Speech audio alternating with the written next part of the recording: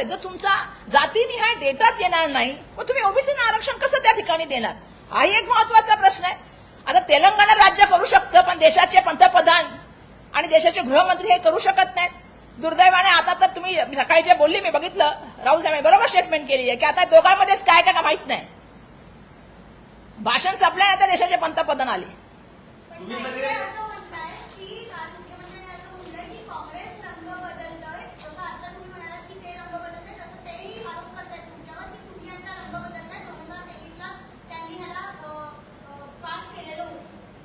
कुठला रंग आम्ही बदलला? प्रश्न असा आहे की 2023ला सरकार कोणाचं होतं? आम्ही तर अगोदर पण पास केलं होतं राज्यसभेमध्ये ज्यावेळी युपीए सरकार होतं, पण आमच्याकडे मेजॉरिटी नव्हती म्हणून लोकसभेमध्ये झालं नाही ते. पण 2023ला ज्यावेळी हे विधेयक आलं त्यावेळी काँग्रेसने सपोर्ट केला, कोणी विरोध केला. 2024ला लागू करा ही भूमिका ठेवली काँग्रेसने. का नाही लागू केलं? तुम्ही बोलत नाही आम्ही त्याच्यावर सेन्सेस करणार, डिलिमिटेशन करणार, मग लागू करणार. कोणी भूमिका बदलली? आजही आम्ही बोलतोय ना, स्पष्ट बोलतोय. आता याच्यापेक्षा स्पष्ट काय बोलू मी? स्पष्ट आणि ठाम बोलते. तुम्ही उद्या अधिवेशन बोलवा, 33% महिलांचं आरक्षणासंदर्भामधलं विधेयकांना आम्ही पास करू. मुख्यमंत्र्यांनी जे चॅलेंज दिलं आहे की सर्व विरोधकांनी या आणि चर्चा करा, तुम्ही ते चॅलेंज स्वीकारता का? मुख्यमंत्री मी तर त्याच्यानंतर खूप भाषणात बघितल्या खूप लोकांच्या बाईट की स्तर असा असला पाहिजे.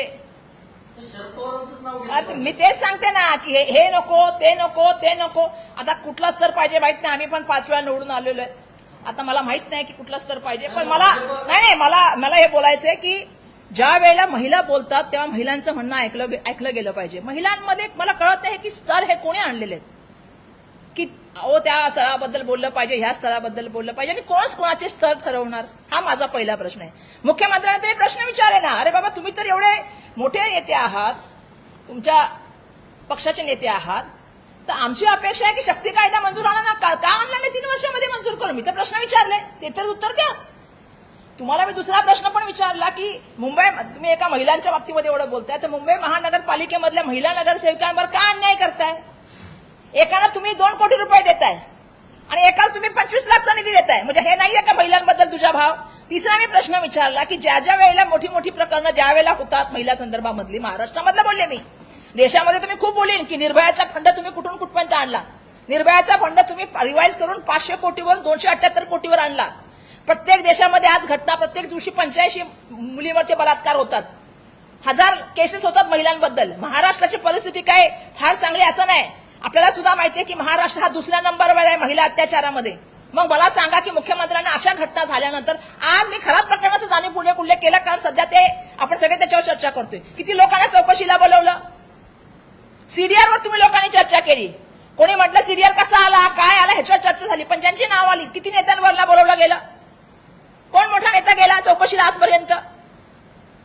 म्हणजे असं आहे की मोठे मोठे बॉम्ब निघणार, मोठ्या कारवाई होणार. हे तर मी सातत्याने ऐकते महाराष्ट्राची लोकप्रतिनिधी नात्याने, पण कुठली कारवाई होताना दिसत नाही ना. पण पवार साहेबांचा स्तर हे करून तुमच्या पक्षात असेल किंवा विरोधकांमध्ये दुसरी कोणी व्यक्तीच नाही हे दाखवण्याचा प्रयत्न करते ना भाजप. नाही, मला असं वाटतं की नक्कीच पवार साहेब हे ज्येष्ठ नेते आहेत. आता मला मी म्हणूनच म्हटलं की स्तर नक्की काय हा मला प्रश्न आजपर्यंत कळलेला नाही आणि कुठल्या स्तराच्या व्यक्तीशी ते चर्चा करू इच्छितात ते मला कळलेलं नाही. हा समकक्ष, बरोबर ना, तो स्तर दिलाय ना ते समकक्ष.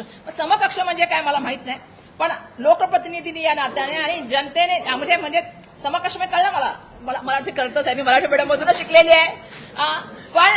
पण मला हे खरं होतं म्हणजे हा बिलकुल मला कळतं, मी मराठीमधून शिकलेली आहे, त्यामुळे धन्यवाद. पण हे बोलणंच मुळात म्हणजे मला कळलेलं नाही की तुम्ही महिलांना याचा अर्थ काय समजता. याचा अर्थ तुम्ही महिलांना समकक्ष समजत नाही. बरोबर आहे ना, माझं बरोबर आहे ना? महिलांना तुम्ही समकक्ष समजत नाही. जर महिला 5 वेळा निवडून आली, महिला निवडून येते, तर समकक्ष व्हायला काय म्हणजे मला नाही कळलं अजून काय पाहिजे. त्या महिला समकक्ष आहेत ना. आम्हाला भाजपांची आणि ना आम्हाला चित्राताईच्या विधानांची गरज आहे. आम्ही आमच्या परीने या ठिकाणी लोकांनी आम्हाला निवडून दिलेलं आहे. मी आधीच सांगितलं आम्ही सौभाग्यशाली आहे. मी धारावीच्या जनतेचे, उत्तर मध्य मुंबई जनतेचे धन्यवाद मानते की कुठलंही महिला आरक्षण नसताना आम्हा महिलांना 78 महिलांना त्यांनी निवडून दिलं संसदेमध्ये. पण मला असं वाटतं की आम्हाला जर आरक्षण मिळालं असतं 2024ला तर आम्ही 180 महिला निवडून आलो असतो.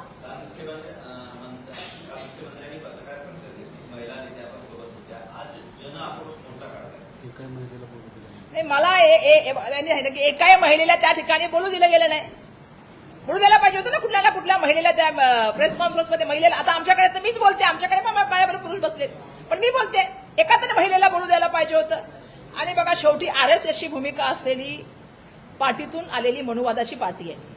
आता RSSची भूमिका काय, RSSची संघ मी बोले सरसंचालक कधी महिला होऊ शकते का?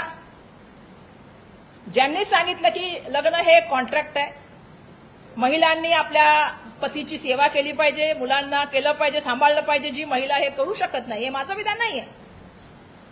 कोणाचं विधान आहे तुम्हाला सगळ्यांना माहिती आहे. जर ही भूमिका RSSच्या प्रमुखांची असेल आणि जे स्वतः RSSच्या माध्यमातून शिकतात त्यांची भूमिका काय असू शकते? त्यामुळे मनुवादाचा वाद किंवा मनुस्मृतीचा उदो करणाऱ्यांकडून आपण काय अपेक्षा करणार? नाही तुम्हाला पटतंय का की महिलांना समकक्ष न बोलणं? तुम्ही पण महिला या ठिकाणी बसलेल्या आहात. रस्त्यावरती अशा प्रकारे पोहोचले ते सुद्धा सरकारचे प्रमुख असलेल्यांना काढावे लागणं केवळ म्हणजे पत्रकार परिषदा घेऊन दोन्ही बाजूंच्या हा मुद्दा संपत नाहीये. देश हेच बघतोय की प्रत्येक जण आपापली बाजू मांडतोय. नाही माझं सिंपल सांगणं आहे, आम्ही सरकारला काय सांगतो, हे मोर्चे काढू नका. पुन्हा जसं तुम्ही 16, 17, 18ला संसद बोलवली बरोबर ना, पुन्हा एक संसद बोलवा ना आणि 33% आरक्षणाचे बिल करा, आम्ही तुमच्याबरोबर पास करून टाकू. चला, आम्ही कुठे विरोधामध्ये आहे बिलाच्या? 23ला पण आम्ही सपोर्टमध्ये होतो, 26ला पण आम्ही सपोर्टमध्ये. कशाबद्दल मोर्चे काढताय तुम्ही? अधिवेशन बोलवलं, 5 राज्याच्या निवडणुका चालू असताना अधिवेशन बोलवलं. मी म्हणून म्हटलं की निवडणूक आयोग आहे की नाही. ज्ञानेश्वर कुमारजी कुठे आहेत? ज्यांना महिलांच्या बाबतीमध्ये त्यांची पण एक भूमिका मी बोलणार होते खरं तर, की त्यांनी पण सांगितलं की महिलांचे फोटो काढले नाही गेले पाहिजे, हे नाही. कुठे आहेत ते? मला सांगा, निवडणुका चालू असताना संसदेमध्ये भाषण होणं, त्याच्यानंतर पुन्हा एक देशाच्या पंतप्रधानांचं भाषण होणं, काय चाललंय आपण? मुख्यमंत्र्यांनी अशा पद्धतीने मोर्चे काढले. नाही माझं म्हणणं आहे की मुख्यमंत्र्यांना तुम्ही आमच्या माध्यमातून सांगा, संसदेमधले आम्ही खासदार आहोत, त्यांना सांगा की देशाच्या पंतप्रधानांशी बोलून घ्या, एक संसदेमध्ये अधिवेशन बोलवा, 1 दिवसाचं, 1 तासाचं बोलवा, 1 तासाचं बोला, बिल पास करून घ्या. चला, 1 कोटी महिलांच्या सह्या मिळाल्या मुख्यमंत्री असं ते काल म्हणाले की आम्ही काहीही करून लागू करून घेणारच आणि ते पण जनतेत. अरे पण ते अगोदरच 2023ला मंजूर आहे, ते लागू झाले, त्याच्या महामहिम राष्ट्रपतीची सही झाली, आता कशावर घेणार आहे? तुमच्या माध्यमातूनच उत्तर द्यायचा प्रयत्न करते. तुम्हाला अजून काय विचारायचं तर मला अजून स्पष्टीकरण मुख्यमंत्र्यांचं विचारावं. त्यामुळे जनतेमध्ये संभ्रम तयार होतोय का? कारण सत्ताधारी एक बाजू मांडताय, विशेषतः जे सत्तेत आहेत ते स्वतः मोर्चे काढताय, तुम्ही एक बाजू मांडताय. नाही मला कळत नाही ते मोर्चे कशाबद्दल काढतायत? तुम्ही विरोध केला म्हणून कुठे विरोध केला? कशाबद्दल विरोध केला? त्यांचा आरोप आहे महिला 2023ला विरोध केला. 2023ला एकमताने मंजूर झालेलं आहे.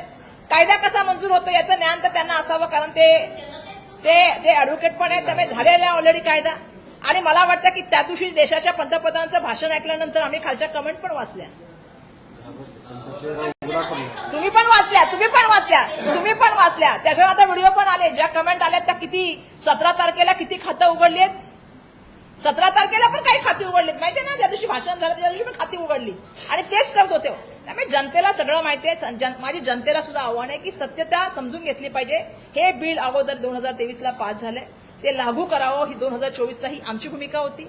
आजही तुम्हाला पुन्हा बिल करायचं असेल, आम्ही स्पष्ट आणि ठाम भूमिका मांडतो. 1 दिवसाचं अधिवेशन आज बोलवा, आम्ही यायला तयार आहे. काही पण त्यांनी मुख्यमंत्र्यांनी असाही आरोप केलेला आहे की विरोधक हे सिरियल लायर आहेत, सोबतच विधेयकाचं भ्रूणहत्या त्यांनी केलेली आहे आणि याचा जागर करण्यासाठी हे खरं तर आंदोलन मोर्चे हे सगळे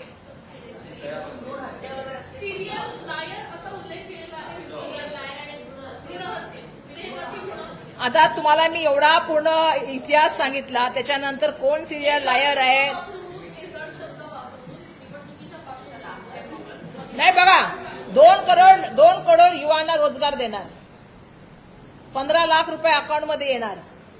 हा बस हो गया महिला पे वार.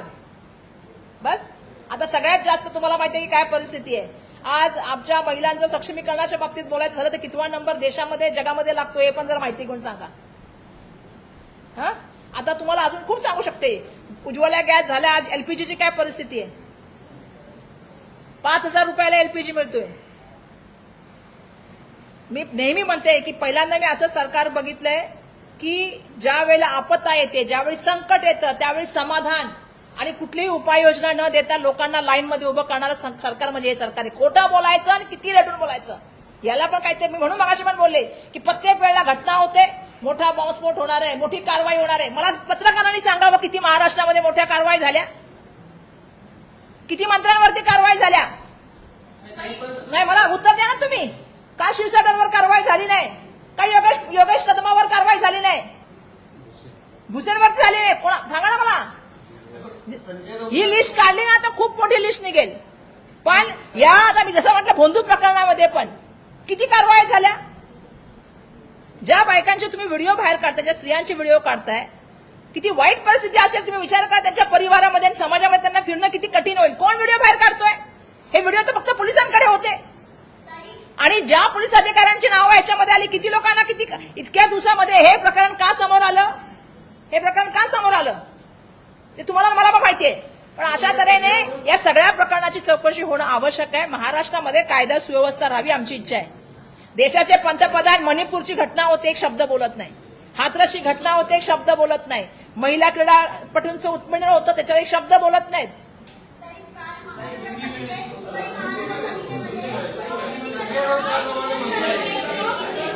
अभी हिंदी में एक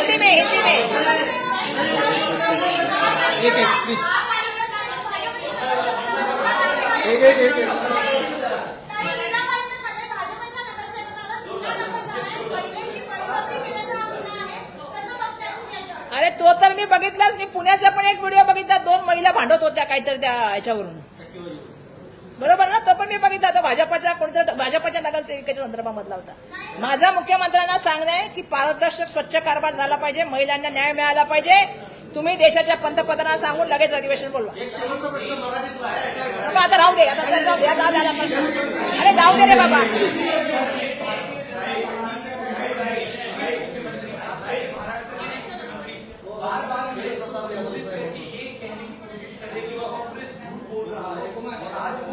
स्टेट वाइड प्रोटेस्ट भी लॉन्च करने वाली है. आज शाम को रैली होगी बरेली में और स्टेट में 1 करोड़ स्वाक्षरी लेने की मुहिम भी शुरू करेगी. देखिए, जिस तरह मैंने भी कल सुना कि बहुत चैलेंज हो रहे हैं, लेकिन वो भी समकक्ष लोगों से वो बात करने वाले.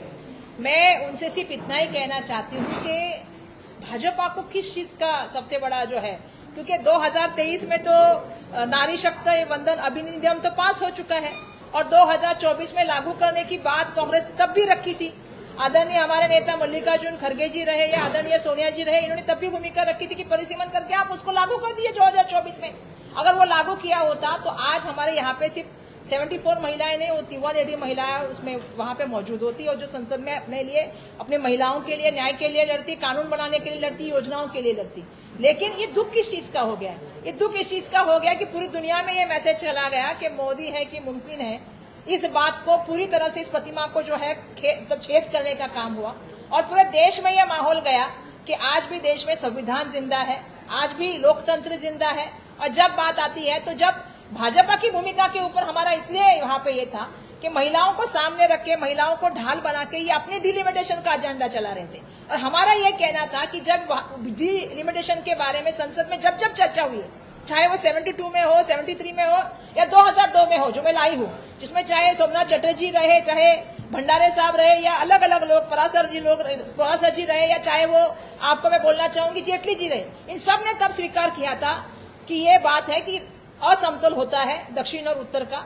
और उस मामले में उन्होंने अपनी अपनी भूमिका रखी थी. जैसा मैंने शुरुआत में भी कहा कि SC या ST लोगों के लिए चाहे प्रतिनिधित्व की बात हो, जैसा मैंने कहा था कि स्थलांतरित लोग होते हैं, मतदार संघ की परिसीमा कैसे होनी चाहिए, रचना कैसे होनी चाहिए, किस तरह से जो है इसका काम होना चाहिए, इस सब के बारे में पूरा भाषण जो है लगातार संसद में चर्चा होकर आया है. जब भाजपा की भूमिका अलग थी, अब भूमिका अलग क्यों है. हमारा कहना स्पष्ट भूमिका यह है कि महिला विधेयक को जो है आप पूरी तरह से लागू करने के लिए जो है कल अधिवेशन बुलाइए, हम आ जाएंगे, लेकिन 33% महिला रिजर्वेशन के लिए बुलाइए. उसके साथ एक अपना एजेंडा जोड़ के जो आप काम कर रहे हैं और जो चला रहे हैं, उसके जो है हमारा कहना यह है कि आप सेंसस की बात कर रहे थे, आप डिलिमिटेशन की बात कर रहे थे. जब तक जाति गणना नहीं होगी, जब तक पता नहीं चलेगा, तब तक ओबीसी आरक्षण आप कैसे दे पाओगे. तो हमने स्पष्ट रूप से भूमिका रखी थी कि 2023 का जो विधेयक जो महामहिम राष्ट्रपति की स्वाक्षरी हो चुकी है उसको लागू किया जाए, और अगर आपको फिर भी चाहिए तो एक दिन का 1 घंटे का अधिवेशन बुला लीजिए। महिला विधेयक को हम सपोर्ट करने के लिए तैयार है। हम तो महिला को मानने वाली पार्टी है। आप सोचिए, एनी बेसेंट जी 1917 को जो है वो पहली हमारी अखिल भारतीय कांग्रेस की अध्यक्षा बनी। सरोजिनी नायडू से लेके नेली सेन गुप्ता से लेके इंदिरा गांधी और सोनिया गांधी तक 5 हमारी अध्यक्षा हुई। भाजपा की कोई अध्यक्षा हुई? महामहिम राष्ट्रपति, स्पीकर, मुख्यमंत्री, आप बोलिए प्रदेशाध्यक्ष, ये कांग्रेस पार्टी की देन है। 40% महिलाओं को उत्तर प्रदेश में टिकट देने का काम कांग्रेस पार्टी ने किया है। और जो मनुस्मृति को मानते हैं, मनुवाद को उदो करते हैं, उन्होंने क्या किया महिलाओं के साथ? महामहिम राष्ट्रपति आपको मालूम है द्रौपदी मुर्मू जो है, उनको ना संसद के ओपनिंग के लिए बुलाया, ना रामलला के मंदिर के ओपनिंग के लिए बुलाया। ऐसे क्यों किया? तो आपकी मंशा क्या है और आपकी भूमिका क्या है सबको पता है। जो महिलाएं थी सबको बाजू में करने का काम हुआ है। तो हमारा इतना ही कहना है कि अगर आपको सच में ये विधेयक पे ये करना है तो आपने 2023 में जो विधेयक किया है उसको आप लागू कर दीजिए। नहीं तो आप अभी इतने राज्यों के निवडणुकी के चुनाव के बीच में आपने बुला लिया। चुनाव आयोग मुझे पता नहीं क्या कर रहा है भारत का। जिस तरह से भाषण होता है, जिस तरह से राज्यों का जिक्र होता है, वहां के पार्टियों का जिक्र होता है, गलत है। वहां पे इलेक्शन चल रहा है, इलेक्शन पारदर्शिता से होना चाहिए। दुर्भाग्यवश जिस तरह से चल रहा है, अगर आपको सच में करना है कल अधिवेशन बुलाइए। हमारी ठाम भूमिका है कि हम आरक्षण देंगे, आरक्षण के साथ करेंगे। मुख्यमंत्री ने कहा है कि प्रधानमंत्री ने काफी सोच समझ के डिसीजन लिया है, क्योंकि उनके हिसाब से हर स्टेट की सीट्स 50% से बढ़ेगी। बट कल रणनीति शिंदे वो 2023 के बिल में कहीं था। देखिए 2023 का जो बिल था वो पूरा महिला के ऊपर था, नारी शक्ति वंदन अधिनियम। ये जो नया बिल आया है जिसमें डिलिमिटेशन आया है, अब डिलिमिटेशन वो 50 के लिए कर रहे हैं। लेकिन हमारा कहना यह है कि जब आप ये कर रहे हैं काउंट का जनगणना, कौन से काउंट कर रहे हो? 2011 से काउंट कर रहे हो आप। 2011-2026 में इतना बड़ा पैमाने पे अगर आप देखोगे तो लोक संख्या बढ़ी है, उस हिसाब से जनगणना होनी चाहिए और जाति न्याय जनगणना होनी चाहिए। अगर तेलंगाना राज कर सकता है तो देश के प्राइम मिनिस्टर क्यों नहीं करा पा रहे थे इतने दिन में? आज आपकी जनगणना पूरी होनी चाहिए थी 26 में। अगर जनगणना होती तो आपने अभी विधेयक लाके उस तरह से पारित होता।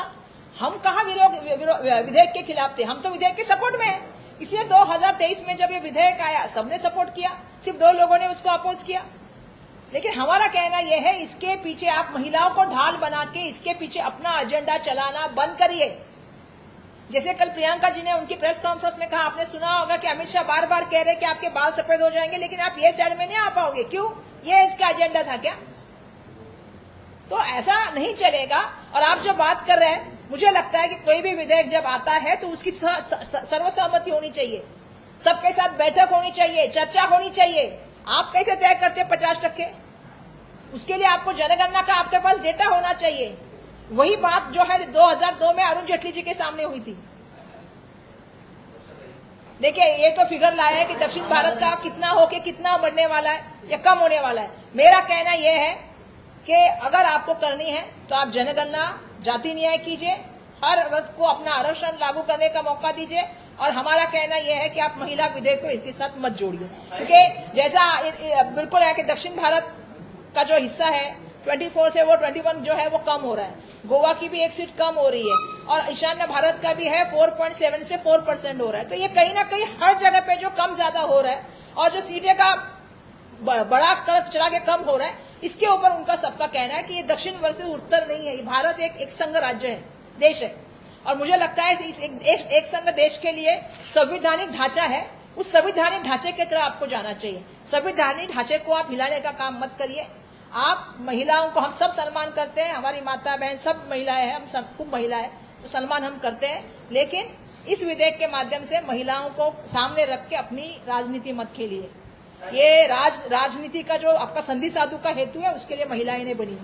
सीएम जी ने साफ तौर पर ये लाइन कहा है कि 2023 में सभी ने इस बिल को इसने सपोर्ट किया था, क्योंकि एनडीए के पास मेजोरिटी सपोर्ट न करते तो बिल पास हो जाता। लेकिन 2025 में आज एनडीए मुझे नहीं पता राज्य के मुख्यमंत्री तो यहाँ रहते हैं, वो केंद्र की सब बातें कैसे जानते हैं मुझे नहीं पता है। लेकिन जितना मेरा अनुभव है, आज की बात करते हैं, कल अधिवेशन बुला लीजिए, हमारी स्पष्ट भूमिका है, 33% आरक्षण ला लीजिए।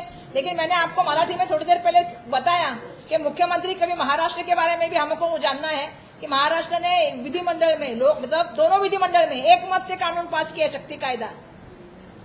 जब वो इतना केंद्र में ताकत रखते हैं, जानते हैं केंद्र की मालूमात, तो कभी जाके महामहिम राष्ट्रपति के पास जो हमारा कानून पड़ा है उसके ऊपर सिग्नेचर लेके आइए, तो महिलाओं को न्याय मिलेगा, महिलाओं को सुरक्षा मिलेगी। आज महिला ट्रेन में डरती है जाने से। आज पता है आपको हालत क्या है? आज स्कूल में महिला असुरक्षित है। ऐसे समय में शक्ति कायदा आएगा तो महिलाओं को सुरक्षा मिलेगी। तो पहले तो मुझे लगता है कि वो पास करना चाहिए। थोड़ी देर पहले मैंने कहा कि जो सत्ताधारी नगर सेविका है उनको 2 करोड़ रुपया मिलता है, जो विरोधक में रहने वाली महिला मतलब नगर सेविका है उनको 25 लाख रुपया मिलता है, उसमें भी 35% उनका जीएसटी जाता है। और तीसरा सबसे बड़ी बात जो मैंने कहा कि महिला लोक प्रतिनिधि की इज्जत बढ़नी चाहिए कि नहीं बढ़नी चाहिए, जो चुन के आ रही विदाउट आरक्षण के, उनके साथ जब कोई अधिकारी गैर बर्ताव करता है तो उसके खिलाफ मुख्यमंत्री कार्रवाई क्यों नहीं करते जब विधानसभा में इसकी चर्चा होती है। और चौथा मेरा उनसे सबसे महत्वपूर्ण मेरा उनसे कहना है कि जैसे नासिक की घटना होती है, बदनापुर होता है, उसके बाद किसी के ऊपर कार्रवाई क्यों नहीं होती है? कोई बड़ा आदमी क्यों नहीं इसमें पकड़ा जाता है? फरार हो जाते हैं बहुत सारे लोग। तो ये मेरा सवाल है। महाराष्ट्र के मुख्यमंत्री महाराष्ट्र की बात करें, महाराष्ट्र महिला अत्याचार में दूसरे नंबर पे है और बाल अत्याचार में 1 नंबर पे है। ये हमारे लिए कोई शोभनीय बात नहीं है, तो इसके ऊपर बात करें, वो बेहतर रहेगा। एक राष्ट्रीय प्रश्न असा आहे, जनशक्ती जनता दलाचे तेजप्रताप यादवांनी असं म्हटलंय, प्रियांका गांधी या इंदिरा गांधी यांच्यासारख्या दिसतात, राहुल गांधी यांच्याकडे नेतृत्व देऊन काही उपयोग नाही, इंडिया आघाडीचा खरा चेहरा या प्रियांका गांधी होऊ शकतात। मला असं वाटतंय की हे त्यांचं मत आहे, पण आज तुम्हाला मी सांगते की आदरणीय राहुल गांधी जे असतील किंवा प्रियांका गांधी जे असतील, ज्या तऱ्हेने एकत्रपणे संसदेमध्ये काम करतात हे खरंच कौतुकास्पद आहे। म्हणजे तुम्हाला मी सांगते की जितकं फ्लोअर मॅनेजमेंट असेल किंवा त्या ठिकाणी कोणी काय भाषणा बाबतीमध्ये असेल, या सगळ्या बाबतीमध्ये त्यांचं जे ट्युनिंग आहे, आणि मला असं वाटतं की 2 बहीण भाऊ ज्या तऱ्हेने आज देशामध्ये जे आहे ती लोकशाही टिकवण्याचं काम करतायत, जनतेचा आवाज बनण्याचं काम करतायत, त्यांना तुम्ही सगळ्यांनी मिळून मला असं वाटतं की जे बोलतायत त्यांना पण माझं सांगणं आहे की हे विभाजन करण्यापेक्षा सर्वांनी त्यांना कसं सपोर्ट करून पुढे जातील यासाठी प्रयत्न करावे। चला, धन्यवाद। आता ड्रग्सवर नाही बोलत। धन्यवाद। फक्त शेवटी मी एक गोष्ट सांगून माझं संपवते आता। लाडक्या बहिणीच्या बाबतीत बोललं गेलं, लाडकी बहीण पण दुर्दैवाने जे आहे ते काय म्हणतात त्याला, इलेक्शन आले की आठवते। आज महाराष्ट्रामध्ये मुख्यमंत्र्यांना अजून 4था प्रश्न मला आठवण करून दिल्याबद्दल धन्यवाद, की 68 लाख खाती महाराष्ट्राची महिलांची लाडक्या बहिणीची बंद झाली। लाडक्या बहिणींना उत्तर द्या मुख्यमंत्री महोदय, मी महाराष्ट्रातल्या महिलांबद्दल बोलते, त्याच्यामध्ये उत्तर द्या। 68 लाख खाती तुम्ही बंद का केली याचं मला उत्तर पाहिजे। आणि मुंबई महानगरपालिकेमध्ये तुम्ही आमच्या महिलांवरती जो अन्याय केलाय त्याच्या विरोधामध्ये आम्ही आवाज उठवणार, आम्ही असहकार मुवमेंट करणार, आणि आम्ही कुठल्याही तऱ्हेचं मुंबई महानगरपालिकेमध्ये महापौर महिला बसले ना, ते सुद्धा काँग्रेसची मोठी देण आहे, लक्षात ठेवा। धन्यवाद।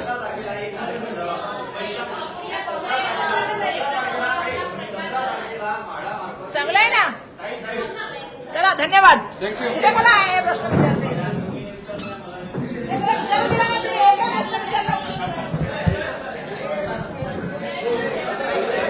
आपल्या परिसरातील बातम्या आमच्यापर्यंत पोहोचवण्यासाठी स्क्रीनवर दिलेल्या क्रमांकावर संपर्क साधू शकता। दूरध्वनी क्रमांक 9833235011। त्याचप्रमाणे अधिक माहितीसाठी स्क्रीनवर दिलेल्या KTV न्यूजच्या ईमेल आयडीवर देखील संपर्क करता येईल।